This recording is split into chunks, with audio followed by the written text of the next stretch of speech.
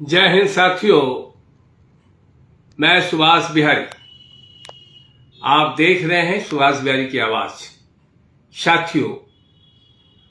जैसे कि कल फेसबुक लाइव आकर के मैंने आप तमाम साथियों से अपील किया था, आग्रह किया था कि हमारी पार्टी के संस्थापक, जन जन के नेता, देश के सर्वश्रेष्ठ लोकप्रिय नेता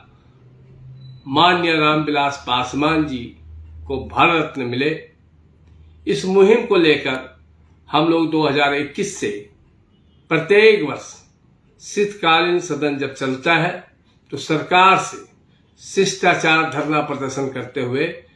मांग करते हैं कि हमारे नेता देश के सर्वश्रेष्ठ नेता हैं। पहला नेता माननीय रामविलास पासवान जी हैं, जिनके पास 6 अलग अलग विचारधारा के प्रधानमंत्री के साथ काम करने का गौरव हासिल है। साथ ही सबसे ज्यादा मतों से अपने लोकसभा क्षेत्र हाजीपुर की जनता के द्वारा 2 बार गिनीज बुक में नाम दर्ज कराने का गौरव हासिल किया है और देश में प्रथम नेता माननीय रामविलास पासवान जी हैं, जिन्होंने 40 साल तक केंद्रीय मंत्री के रूप में देश के जनमानस का सेवा किया है और जिस भी मंत्रालय में गए उस मंत्रालय की पहचान और परचम माननीय रामविलास पासवान जी की वजह से पहचान बनी है। ऐसे महान नेता को भारत रत्न देकर सरकार का भी गौरव बढ़ेगा और हमारे नेता के प्रति जो करोड़ों करोड़ जनता उम्मीद रखती है कि हमारे नेता को भारत रत्न से सम्मानित किया जाए, उनके विश्वास को भी जीतने का काम करेंगे। साथ ही देश के प्रथम मुख्यमंत्री भोला पासवान शास्त्री जी को भी भारत रत्न मिले, यह हमारी मांग है। और इस मांग को लेकर इस शीतकालीन सदन में सदन कब से कितनी तारीख तक चलेगा, उस तिथि का सरकार के द्वारा जब जारी की जाएगी सूची, तो उसमें हम लोग दिन तय करके और सुनिश्चित करेंगे कि इस दिनांक को इतने बजे से इतने बजे तक हमारा कार्यक्रम होगा। कार्यक्रम होना सुनिश्चित है, लेकिन दिनांक और समय आप लोगों को 5 दिसंबर के बाद बता दिया जाएगा। 5 दिसंबर से को हम लोगों ने भारतीय शोषित सेना के तमाम साथियों को, हम रालोचपा के लेबर सेल के राष्ट्रीय अध्यक्ष होने के नाते लेबर सेल जनशक्ति मजदूर सभा के तमाम साथियों को और किसान मोर्चा का मैं राष्ट्रीय कार्यकारी अध्यक्ष हूं, किसान मोर्चा के तमाम साथियों को 5 दिसंबर को बुलाया है और 5 दिसंबर को ही